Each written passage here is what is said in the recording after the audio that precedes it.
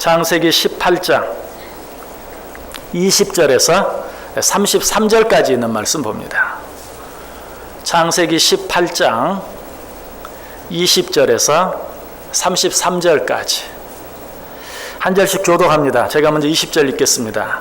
여호와께서 또 이르시되 소돔과 고모라에 대한 부르짖음이 크고 그 죄악이 심히 무거우니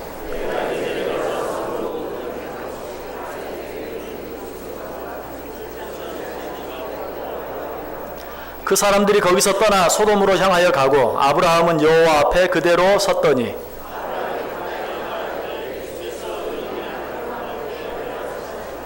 그 성 중에 의인 50명이 있을지라도 주께서 그곳을 멸하시고 그 50의인을 위하여 용서하지 아니하시리이까.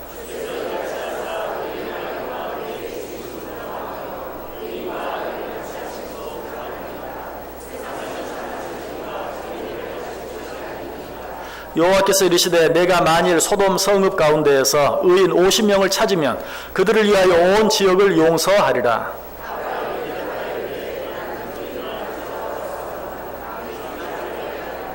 (50의인) 중에 5명이 부족하다면 그 5명이 부족함으로 말미암아 온 성읍을 멸하시리이까. 이르시되 내가 거기서 45명을 찾으면 멸하지 아니하리라.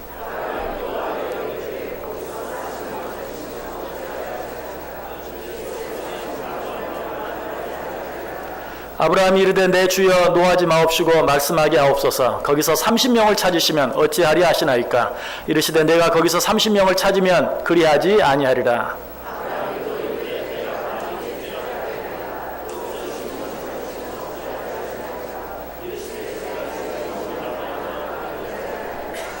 아브라함이 또 이르되 주는 노하지 마옵소서. 내가 이번만 더 아뢰리이다. 거기서 10명을 찾으시면 어찌하리 하시나이까. 이르시되 내가 10명으로 말미암아 멸하지 아니하리라.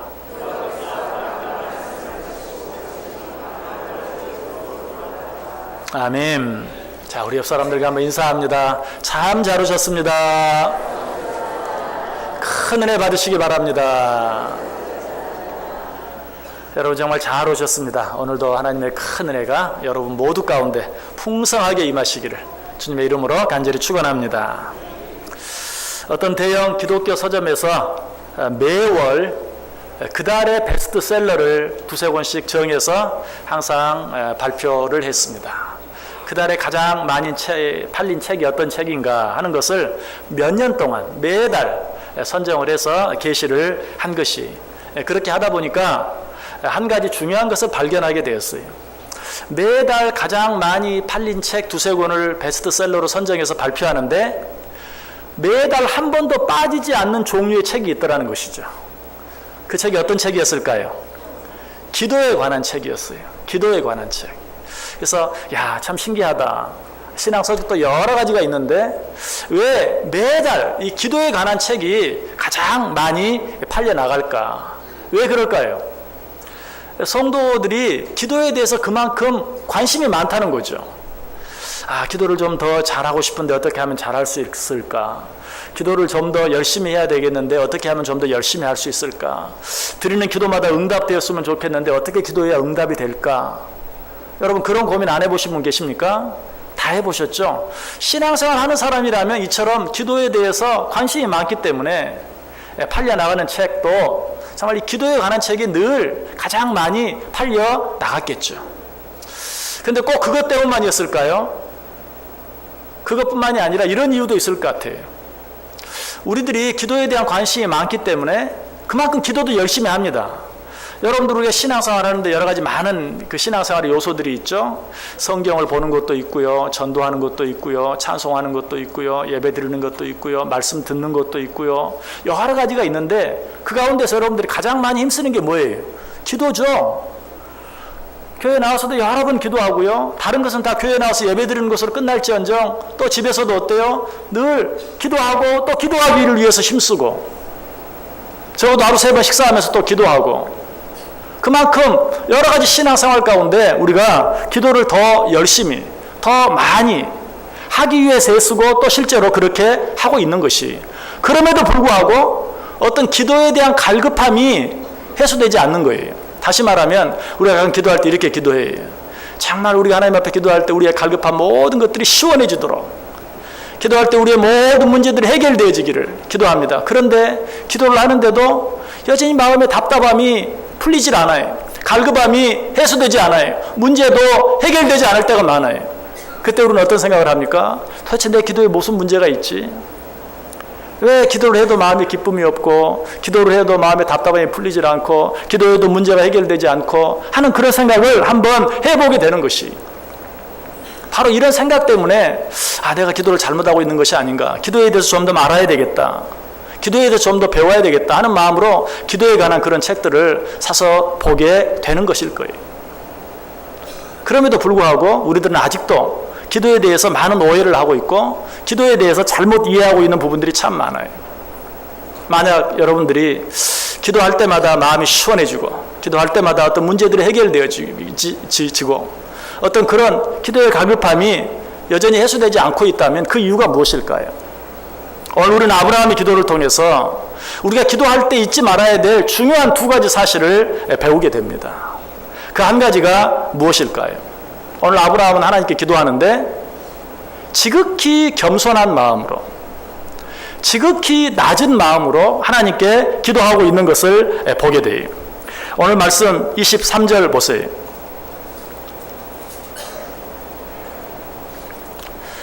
죄송합니다.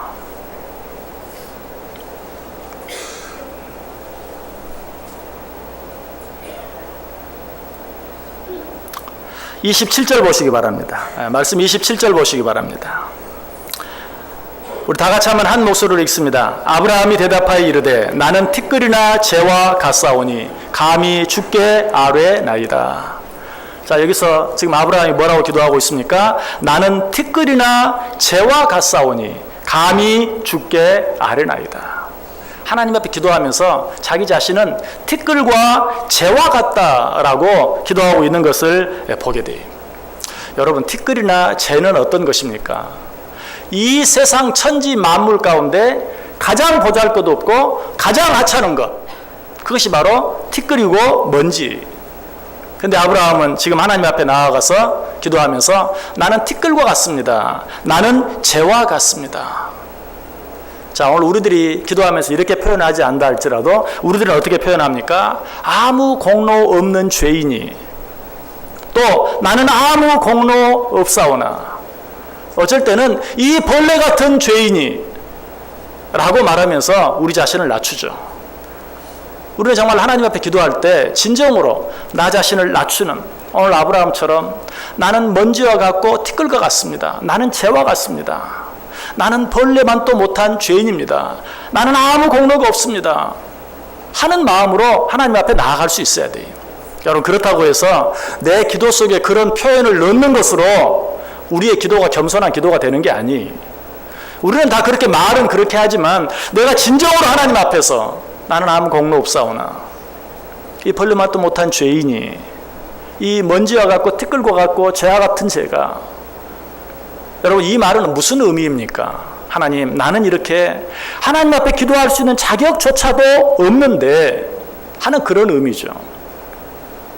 그렇다면 여러분 입술로 어떻게 표현하든지 내가 정말 하나님 앞에 기도할 때 그런 겸손한 마음을 가지고 기도하는가, 기도하지 않는가, 내 속에 그런 겸손한 마음이 있는가 없는가 하는 것을 한번 확인해 볼 필요가 있어요.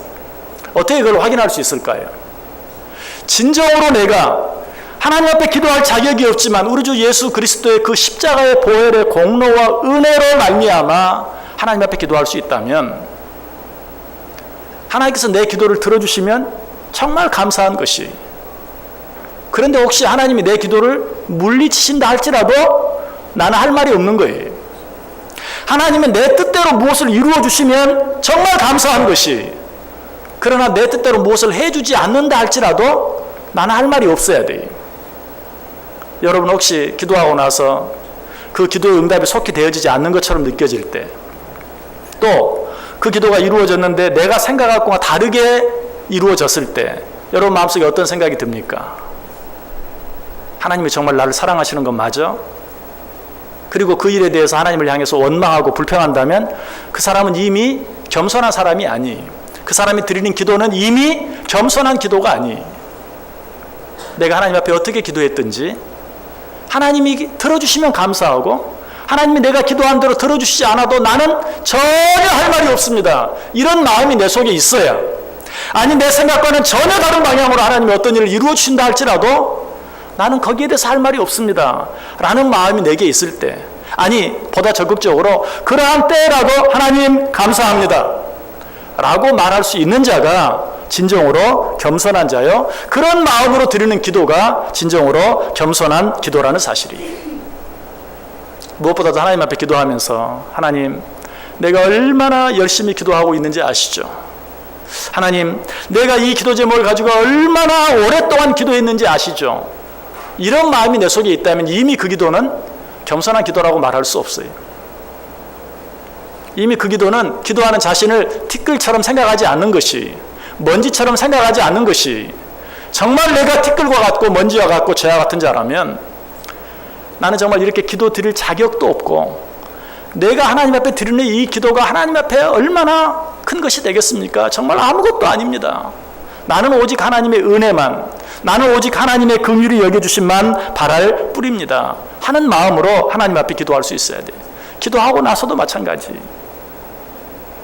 오늘 아브라함은 그렇게 기도하고 있다는 것이, 나는 티끌과 같고 먼지와 같습니다. 성경은 그래서 교회에 있을 때마다 우리가 티끌 같은 존재요 먼지 같은 존재라는 것을 자주 상기시켜줘요. 시편 90편 3절에 주께서 사람을 티끌로 돌아가게 하시고 말씀하시기를 너희 인생들은 돌아가라 하셨사오니, 시편 103편 14절에도 이는 그가 우리의 체질을 아시며 우리가 단지 먼지뿐임을 기억하심이로다. 시편 104편 29절에도 주께서 낯을 숨기신즉 그들이 떨고 주께서 그들의 호흡을 거두신즉 그들은 죽어 먼지로 돌아가나이다. 우리 인생은 어디서 와서 어디로 가는 것이에요? 먼지에서 와서 먼지로 돌아가는, 티끌에서 와서 티끌로 돌아가는 그런 존재인 것을 이야기해 주고 있어요. 시편 40편 15절에는 이것을 좀 더 재미있게 말해요. 보라, 그에게는 열방이 통의 한 방울 물과 같고 저울의 작은 티끌 같으며 섬들은 떠오르는 먼지 같으리니.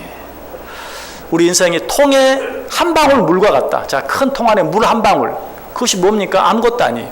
거꾸로 엎어도 밑으로 떨어지지도 않아요.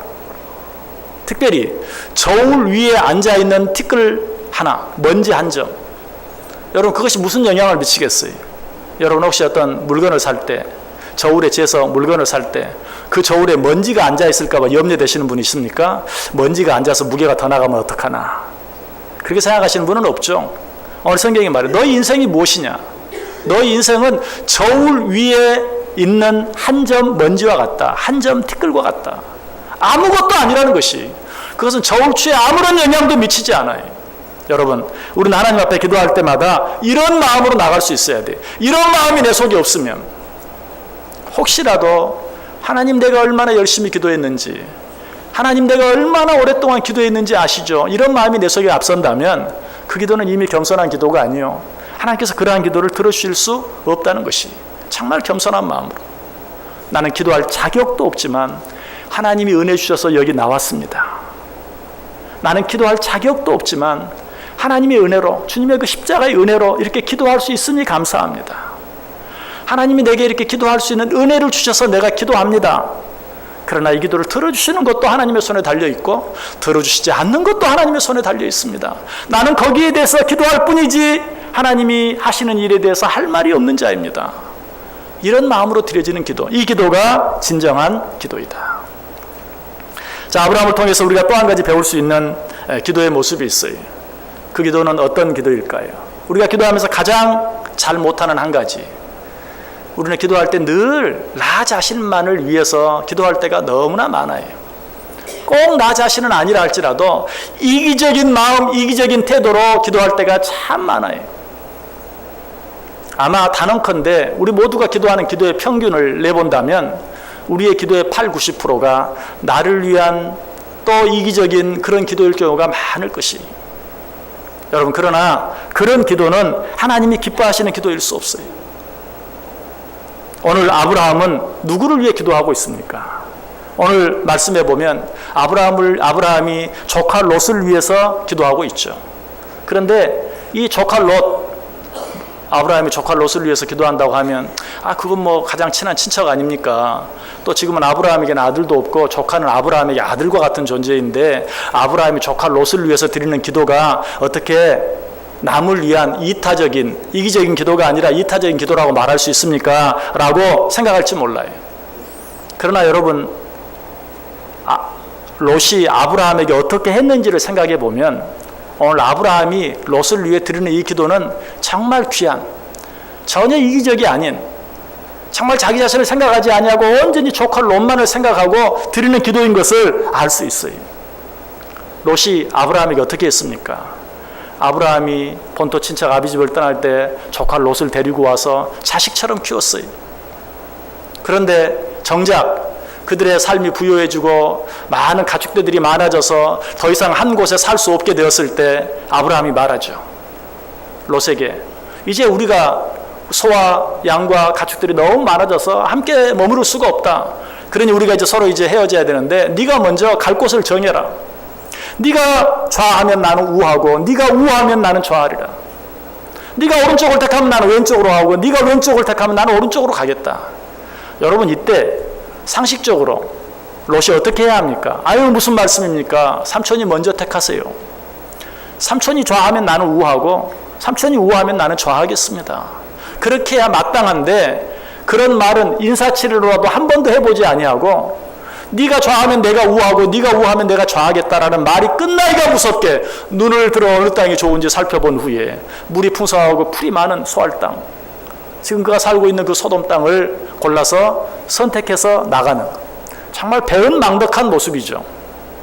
얼마나 미웠겠어요. 그렇게 삼촌 아브라함을 떠나간 사람이 롯이에요. 그러다가 이제 그 땅이 어떻게 됐어요? 하나님의 심판을 받게 되었어요.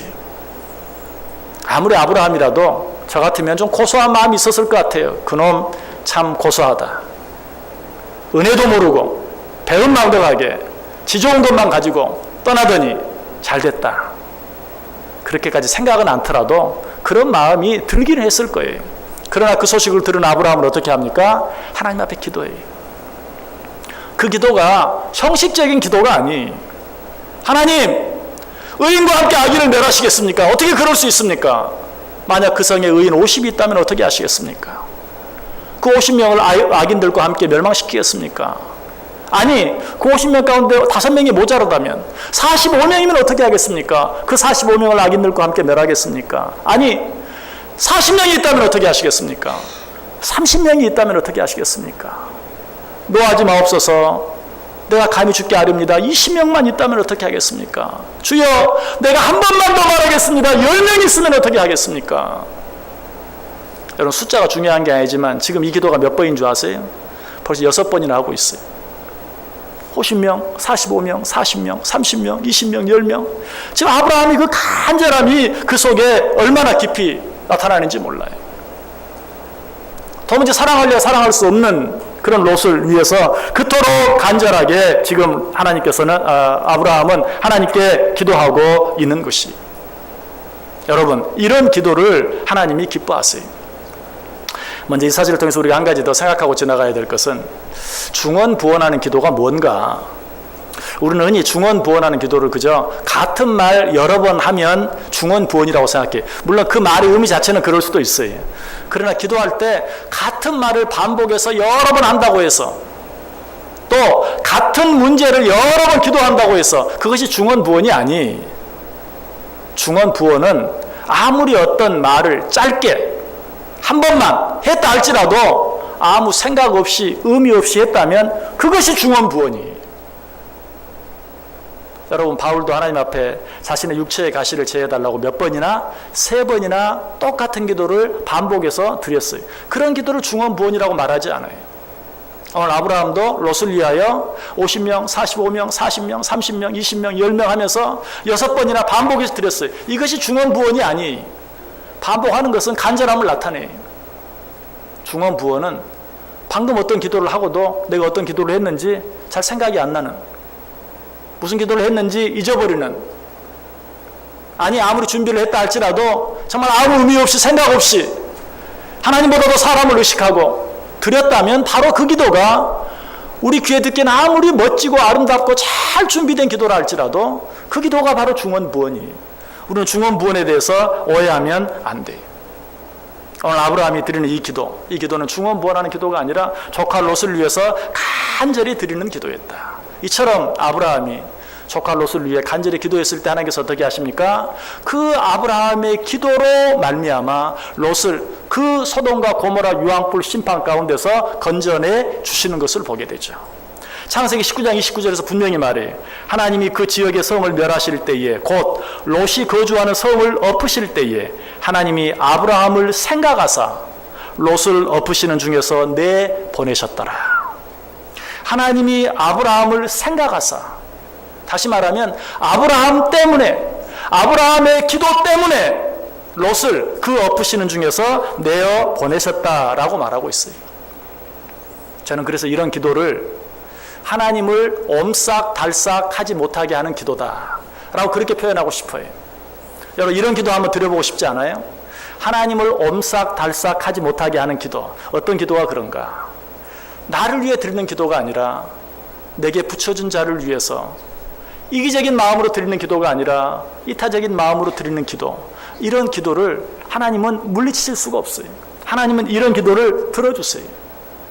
소돔과 고모라를 멸망시키면서도 하나님께서는 아브라함의 그 기도를 생각하시고 도무지 사랑할래야 사랑할 수 없는 롯을 위해 그토록 간절히 기도하는 아브라함의 기도를 생각하시사 롯을 그 엎으시는 성 가운데서 내보내셨다라고 이야기하고 있어요.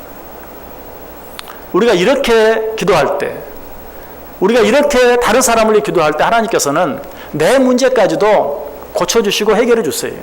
아니, 나에게도 하나님께서 놀랍게 축복해 주세요. 우리는 그 사실을 어디서 보게 됩니까? 욥의 기도를 통해서 보게 돼요.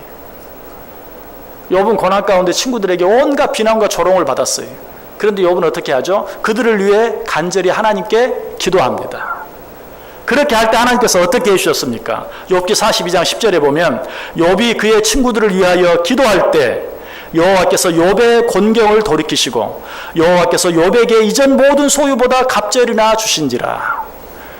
이 기도는 앞뒤가 안 맞는 기도예요. 욥이 그의 친구들을 위하여 기도할 때 하나님께서 그 친구들에게 역사하셨다. 하나님이 그 친구들과 함께 하셨다. 하나님이 그 친구들을 용서하셨다. 등등 이렇게 나와야 되는데 욥이 그의 친구들을 위하여 기도할 때 여호와께서 욥의 곤경을 돌이키시고 여호와께서 욥에게 이전 모든 소유보다 갑절이나 주신지라. 여러분, 제가 자주 말씀드리죠. 나를 위한 기도보다 다른 사람을 위한 기도를 먼저 해라. 왜?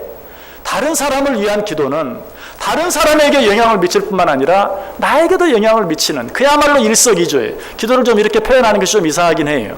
그렇지만 분명한 사실이 나를 위한 기도는 잘해야 나에게만 영향을 미칠 뿐이에요. 아니, 어쩌면 그런 기도는 이기적인 기도로 하나님께서 기뻐하지 않을 수도 있어요. 그러나 다른 사람을 위해 드리는 기도는 그 사람에게는 물론이요, 나 자신에게도 유익이 되고 축복이 되는, 우리는 이 사실을 누구를 통해서도 확인해 보았습니까? 솔로몬을 통해서도 확인해 보았죠. 솔로몬의 기도, 하나님이 솔로몬에게 말, 네가 뭘 원하느냐? 그때 솔로몬이 뭘 구합니까? 자기를 위해서 뭘 구했습니까? 아니, 지혜를 구했어요. 그건 자기를 위한 게 아니, 하나님 분명히 말합니다. 네가 자기를 위하여 부귀도 구하지 아니하고 명예도 구하지 아니하고 장수도 구하지 아니하고 원수 멸하기도 구하지 아니하였은즉, 이라고 성경이 분명히 말해요. 네가 너를 위하여 무엇을 구하지 아니하고 내가 너에게 맡긴 백성들을 위하여 지혜를 구하였으니 내가 너에게 그것은 물론이요 네가 구하지 아니한 부귀와 명예와 장수까지도 너에게 허락해 주겠다. 여러분, 이것이 하나님께서 우리의 기도를 들으시는 방식이요, 이것이 하나님께서 기도하는 자들에게 주시는 축복의 방식이. 우리는 이 사실을 알아야 돼. 여러분의 드리는 기도가 하나님께 기쁨이 되는 기도가 되길 원하십니까? 여러분이 드린 기도가 정말 하나님께 응답되어지길 원합니까? 먼저 하나님께서 내게 붙여준 모든 자들을 위해서 먼저 기도할 수 있어야 돼. 자, 그렇다면 다른 사람을 위해서 기도하는데 누구를 위해 먼저 기도해야 될까? 먼저는 함께 믿음 안에서 한 형제 되고 한 자매 된 지체들을 위해서 기도할 수 있어야 돼. 사실 오늘 아브라함의 기도도 자세히 보면 그렇게 기도하고 있어요. 23절 보시면 아브라함이 가까이 나아가 이르되 주께서 의인을 악인과 함께 멸하려 하시나이까. 의인을, 지금 아브라함의 기도의 주제는 하나님 이 의인들을 어떻게 하겠습니까? 여러분 여기서 말하는 의인이 누구입니까? 죄 없는 자, 율법적으로나 윤리적으로나 도덕적으로 흠이 없는 자? 아니, 그런 자는 한 사람도 없다고 그랬어요. 의인은 없나니? 하나도 없다. 모든 사람이 죄를 범하였나니 하나님의 영광이 이르지 못하더라. 그런 의인은 없어요. 자, 그럼 여기서 아브라함이 말하는 의인은 어떤 의인일까요? 아브라함 자신이 그랬던 것처럼 믿음으로 말미암아 의롭다 함을 얻은 자, 오늘 우리말로 하면 예수 그리스도를 믿음으로 하나님의 된 자, 하나님의 자녀 된 자, 예수 그리스도를 믿음으로 주 안에서 한 형제 되고 자매 된 자, 지금 그런 자들을 위하여 기도하고 있어요. 우리도 다른 사람을 위해서 기도할 때 먼저 그렇게 할 수 있어야 돼요. 함께 믿음 안에 있는 자들을 위해서 기도할 수 있어야 돼요. 성경이 분명히 우리에게 그렇게 이야기하고 있어요. 먼저 모든 사람들을 돌아보되 믿음의 가정들, 믿음의 형제들을 먼저 돌아보라 라고 우리에게 말씀해 주고 있어요. 왜 그렇게 해야 하는가? 여러분, 우리가 믿음의 사람들을 위해서 기도할 때 그것이 믿지 않는 사람들에게도 영향을 미치게 돼요. 우리가 서로 사랑하는 마음으로 믿는 자들을 돌아보고 믿는 자들을 위해서 기도하고 믿는 자들을 서로 사랑하고 할 때 믿지 않는 자들이 어때요? 야, 믿음을 가진 자들이 저렇게 아름답구나. 믿음 안에 사는 자들은 저렇게 하는구나 하는 것을 깨닫고 그들도 어때요? 믿음 안으로 들어올 수 있게 돼요. 그러나 우리가 먼저 믿음 안에 있는 자들을 돌아보지 못하고 그들을 사랑하지 못하고 그들을 위해 기도하지 못하면 믿음 밖에 있는 자들은 영원히 하나님 밖으로 점점 더 멀어질 수밖에 없는 것이. 그러므로 의인들을 위해서 하나님을 믿음으로 말미암아 함께 하나님의 자녀된 자들을 위해서 먼저 기도하는 것은 그 밖에 있는 자들까지도 하나님 안으로 불러들일 수 있는 기회가 되는 것이. 오늘 아브라함의 기도도 마찬가지입니다. 의인을 위해서 기도하고 있지만 사실은 그 기도 속에는 악인들을 위한 기도도 포함되어 있어요. 왜? 만약에 그 성에 의인 50이 있다면 어떻게 하겠습니까? 의인 50명이 있는데도 소돔과 고모라를 멸망시키겠습니까? 하나님 뭐라고 말해요? 그렇게 하지 않겠다. 결국 무슨 말이에요? 의인 50명으로 말미암아 나머지 모든 사람들도 멸망시키지 않겠다. 그들에게도 기회를 주겠다. 내가 좀 더 참고 기다려주겠다라는 말씀이에요. 믿음 안에 있는 자들을 위한 기도는 이처럼 의인을 위한 기도일 뿐만 아니라 아직 하나님 안에 들어오지 못한 자들을 위한 기도도 될 수 있어요. 믿음 안에 있지 않은 자들을 위해 기도하지 말라. 그런 말 절대 아니에요. 먼저 믿음 안에 있는 자들을 위해서 간절히 하나님께 기도할 수 있어야 돼요. 우리는 이 사실을 알곡과 가라지의 비유를 통해서도 알 수 있어요. 우리 하나님은 의인들도 사랑하시지만 악인들에게 대해서도 오래 참고 긍휼을 베푸시며 기다려주세요. 자, 밭에 가라지가 났어요. 종이 말합니다. 뽑아버릴까요? 아니다. 뽑지 말아라. 알곡이 다칠까 봐 두렵다. 사실은 그것도 하나님께서 더 오래 참고 기다려주시는 것이, 알곡을 위한 것, 그것이 가라지에게도 기회가 되는 것이. 여러분, 우리는 믿음 안에서 우리 형제 자매들을 위해서 하나님께서 우리에게 기도하도록 붙여준 모든 자들을 위해서 날마다 기도할 수 있어야 돼요.